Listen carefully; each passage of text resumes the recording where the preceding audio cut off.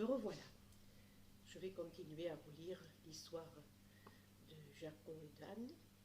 Nous en étions restés au moment où Jaco, insultant le grand-père d'Anne, celle-ci bondit et voudrait bien sûr taper Jaco certainement. Mais comme tous les fantômes, il a disparu. Chapitre 4. L'énigme d'Alphonse. C'est malin, dit maintenant Anne. Impossible de m'endormir. Alors, elle sort de sa valise le vieux cahier poussiéreux que lui a confié son oncle. Calée dans son oreiller, elle commence à lire Journal de bord d'Alphonse Bonny, historien et plongeur. Fernand lui a beaucoup parlé d'Alphonse et de sa passion pour l'histoire. Son grand-père était connu dans le monde entier pour ses travaux de recherche sur la piraterie, qui lui permettaient aussi de pratiquer son autre passion, la plongée sous-marine. Nager dans les archives et chercher les trésors au fond de l'eau le rendait parfaitement heureux. Il lui restait apparemment peu de temps pour s'occuper de ses enfants, si elle en croit son oncle et son père. Elle tournait les pages. Expédition aux Antilles, en Chine, aux îles Caïmans. Ah, voilà, Venise. Et elle commence à lire. 15 mai 1971. Est découvert dans les archives du Vatican qu'un bateau pirate a coulé en 1590 en rade de San Marco. S'agit-il du bateau de Jacques le Rouge que je cherche depuis des années? 18 mai. Oui, c'est lui. Il a sombré ici avec tout son équipage. Quand je pense que je l'ai cherché partout en mer de Chine, prépare plongée pour retrouver épave. 30 mai. J'ai tout le matériel. Plongée demain à l'aube. 31 mai. Et trouver l'épave, en bon état, par 30 mètres de fond. Et fait le tour, magnifique. Grand mât cassé, trou dans la coque. Plonge à nouveau demain. 1er juin. Trésor, trésor, trésor, coffre plein d'or, de pierres précieuses, émeraudes, rubis, incroyable. Et réussit à le remonter seul. Doit le cacher. 15 juin. C'est fait. Cachette introuvable. Note énigme pour la retrouver au cas où il m'arriverait malheur. Tu vois bien que c'est un voleur, souffle une voix dans son dos. Anne sursaute et se retourne. Ah, tu vas arrêter d'apparaître et de disparaître, Jaco? Sinon, débrouille-toi. Je ne peux pas. Sans le trésor, notre navire n'est plus le même que celui qui a coulé violemment. Or, une épave incomplète ne peut pas hanter les mers, c'est comme ça. Fini les voyages. Mon père traîne lamentablement dans Venise, et ses hommes, pour se distraire, passent leur temps à se battre. Aide-nous à trouver ce coffre, je t'en supplie. Dès que l'épave sera complète, nous pourrons partir d'ici, et je te laisserai tranquille, c'est promis. Ah, le grand-mère, elle reste convaincue qu'Alphonse avait une bonne raison de cacher le trésor. Alors, cette énigme, elle tourne la page. Zut! La dernière page a dû être mouillée, elle est toute moisie. Seuls quelques mots restent entiers. Chemin, palais, lion. Illisible, constate Anne. Tu veux que je te la lise? Dit Jaco. Et comment vas-tu faire? Tu n'es qu'un fantôme. Comme un fantôme, justement. Si tu vois à travers moi, moi je vois à travers les choses. Écoute plutôt. La clé du coffre. Attends, je prends une feuille, dit Anne. Elle note tandis que Jaco lit. La clé du coffre est chez Michel. Quel calme! Deuxième chemin à droite, troisième maison à gauche. Caché là où la boue de la chausse se déchausse. Le coffre est au palais, sur l'os du pouce droit. L'entrée du palais est dans la gueule du lion. Le coffre est dans le puits des puits. 20 juin, embarquement demain matin pour les Bermudes. Le journal s'arrête là. Le grand-père d'Anne a disparu en juillet 1971 au large des Bermudes. Anne relit ses notes. La clé du coffre est chez Michel. Quel calme! Qui est Michel? Un ami d'Alphonse? Un collègue? Personne de la famille en tout cas, puisque personne n'est revenu à Venise depuis la disparition de son grand-père. Anne s'allonge. 3h24. Elle ferme les yeux pour mieux réfléchir. Fais de beaux rêves, souffle Jaco. Moi je file. Papa n'aime pas que je rentre après 4 heures. Anne s'endort. Chapitre 5. Invitation chez Michel. Le lendemain matin, après avoir erré dans un labyrinthe de couloirs, Anne trouve enfin la salle du petit déjeuner et Fernand, qui savoure son café. À l'approche d'Anne, il lui jette un regard distrait. « Bonjour, bellissime, tu as bien dormi ?» Il se replonge dans son guide. Anne l'interrompt. « Tonton, connaîtrais-tu à Venise un endroit appelé Michel et qui serait connu pour son calme? Je ne sais pas, un restaurant, une église ou... » Pour trouver le calme, il n'y a qu'un seul endroit au monde, Caramilla. « Ah oui? Et il s'appelle Michel ?» Fernand consulte son guide. « Tu y tiens vraiment? Pourquoi? » Attends, tu sais combien il y a d'îles à Venise? 118. Il y a l'île Saint-Michel et c'est le cimetière. Pas étonnant qu'il y ait autant de ponts. Tonton, je t'ai posé une question. Je vais vous montrer sur la carte de l'endroit qui s'appelle Michel. Ça y est, non, mais... Tu l'as. Et dis-le-moi, où c'est alors? C'est là-haut. Le cimetière. Là? Oui, voilà, c'est ici.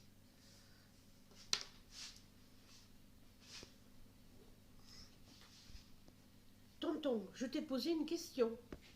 Ah, eh bien, figure-toi que oui, il y a un cimetière du nom de San Michele.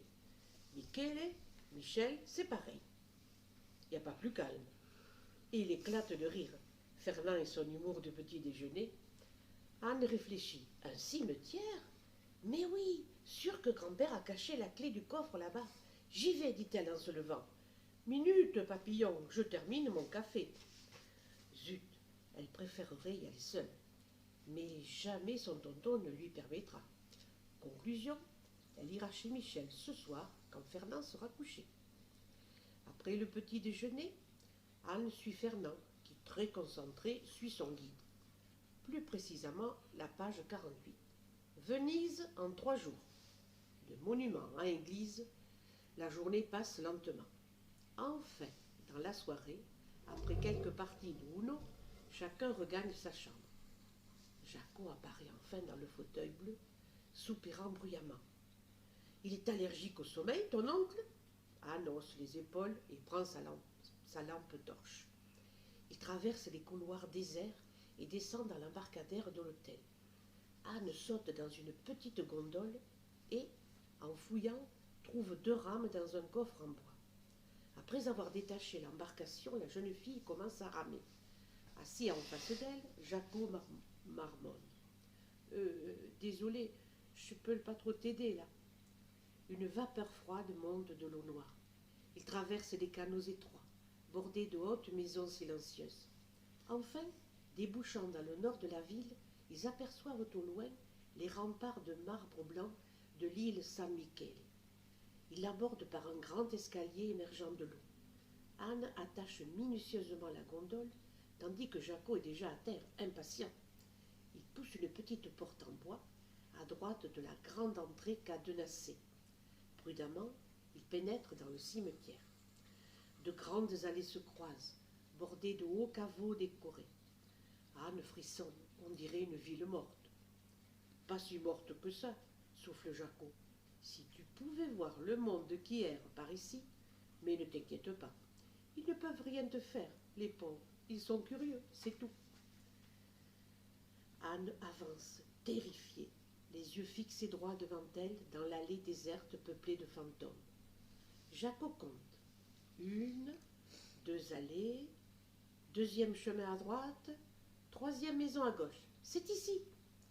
Il s'arrête devant un vieux caveau délabré. Famiglia Beau. Ce qui veut dire famille Beau, certainement Boni. Le reste de l'inscription est effacé. La grille est entr'ouverte, cassée. Des escaliers descendent à l'intérieur.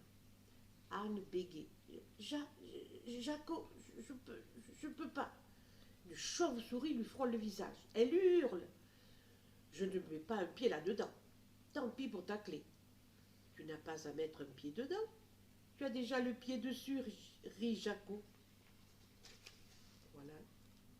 le caveau. Et un reflet, oui, c'est bon. Il déclame: là où la boue de la chausse se déchausse. Moi aussi, je parlais comme ça avant de vous fréquenter, vous autres touristes. Paillasson, paillasson, c'est moche comme mot. Allez, creuse. Creuse toi-même, dit Anne vexée. Mais sa curiosité est si forte qu'elle soulève le paillasson, gratte la terre boueuse et en extrait une clé, une grande clé gravée. La clé dont parle ton grand-père, triomphe Jacot. Si seulement on savait ce qu'elle ouvre. Anne ne dit mot. Ses dents claquent de peur, de froid, ou les deux. Pourtant, un petit sourire brille dans sa tête. Ce trésor existe. Elle serre la preuve dans sa main. Chapitre 6. Il y a un os. Anne ouvre les yeux. Déjà le matin. Dehors, les flocons tombent doucement. Quel dommage qu'Anne n'ait pas connu son grand-père. Elle aurait aimé voyager avec lui. Voyager, un rêve. Pauvre Jacot, qui ne peut plus sortir de ses canaux. Elle va l'aider à reprendre le large. Le coffre est au palais, sur l'os du pouce droit. Ce pouce, est-ce un pouce de statue, de squelette, une peinture? Et dans quel palais? Bon, de toute façon, il faut d'abord trouver le palais. Anne enfile son pull noir, saute dans son jean préféré, met ses baskets, puis fonce jusqu'à la table du petit déjeuner. « Tonton, je veux un palais, un vieux palais avec des statues, ou des squelettes, comme tu veux. » Fernand pousse feu de rire. « Un vieux palais à Venise? Facile. Allons dans la rue aux 100 palais, et tu n'auras qu'à choisir, princesse. » Dehors, à cette heure-ci, la rue principale de Venise est chargée d'embarcations. De grands bateaux à fond plat, remplis de marchandises, doublés par de petits canots à moteur, bousculant dans leur sillage d'élégantes gondoles noires. Fernand et Anne embarquent sur un vaporetto. C'est un bateau-bus qui circule dans les canaux de Venise. De là, ils peuvent admirer le grand canal, bordé de palais des deux côtés. La voilà, la rue aux 100 palais. Et hélas, après avoir sillonné le grand canal, aller et retour, Anne est découragée. Pas le moindre bout d'os sur les façades. Et Jacot qui reste invisible. Dans l'après-midi, Fernand accepte de la laisser seule à l'hôtel. Lecture, bain, coloriage, qu'elle se repose en tout cas, car la soirée va être grandiose. Anne sourit. Coloriage. Tonton oublie certainement qu'elle grandit. Elle s'allonge sur son lit et commence une carte postale pour Ludivine. Cher ami, j'espère que tu skis bien. Ici, il se passe de drôles de choses. Anne mordille son silo. Ce soir, Fernand l'amène à la Fenice, l'opéra de Venise. Il a même réussi à avoir des places en loge. C'est le moment de mettre sa jupe tulipe et son haut bleu roi. Pendant que le gondolier de l'hôtel est conduit au théâtre, Fernand ajuste sa cravate et, très ému, serre le bras de sa nièce. Tu sais, petite, si je n'avais pas dû faire le taxi pour aider maman quand papa est mort, j'aurais tellement aimé chanter. Et mon père, demande Anne, il ne vous a pas aidé? Il avait ton âge, sourit Fernand. Un peu trop jeune pour travailler, non?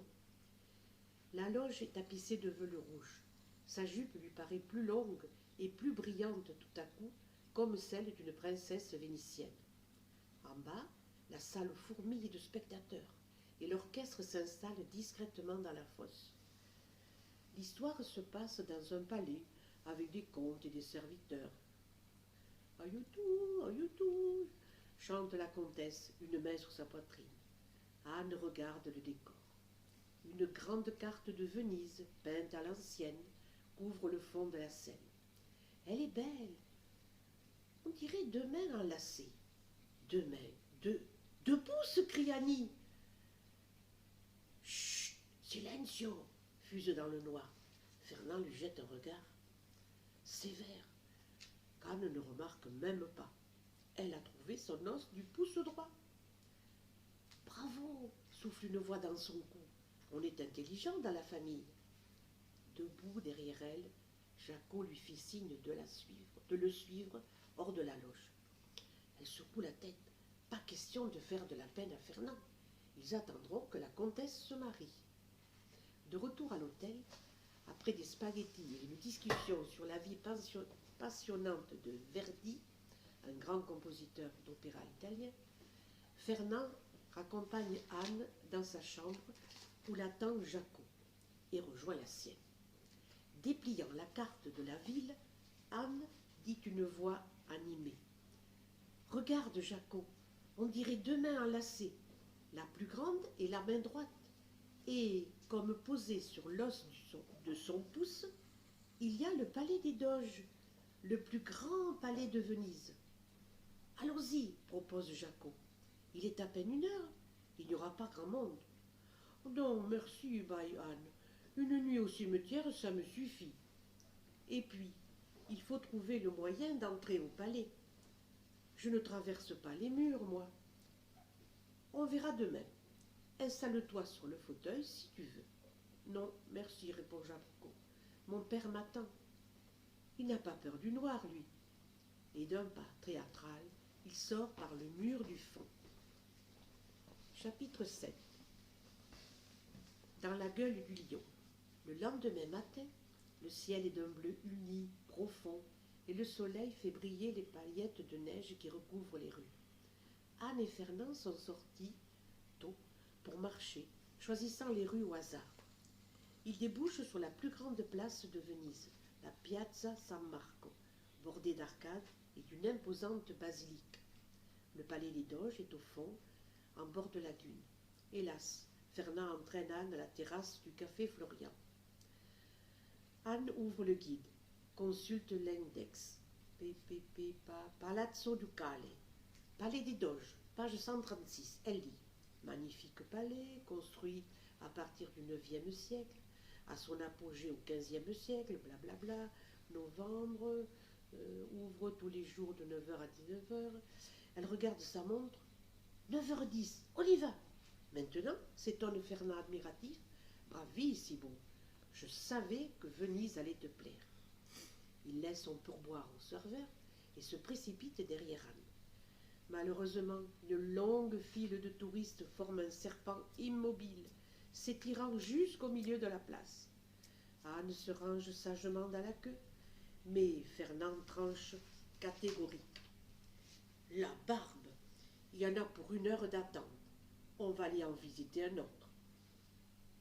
Je vais m'arrêter là et je continuerai la suite dans un moment. À tout à l'heure.